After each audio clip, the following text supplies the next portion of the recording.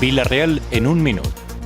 El Partit Popular, atenent les peticions de diferents clubs esportius, va proposar al ple de l'Ajuntament la contractació d'un servei d'ambulància que doni cobertura als esportistes durant les seues competicions a Vila-real.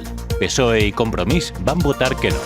El Partit Popular, amb el suport d'Acudim, va proposar també incrementar anualment el seu conveni amb els diners ingressats per multes per estacionament que perjudiquen els veïns amb mobilitat reduïda. PSOE i Compromís van votar que no. D'igual forma, els populars van proposar acabar amb la situació de desprotecció en la que s'encontra part del nostre patrimoni local. PSOE i Compromís van votar que no.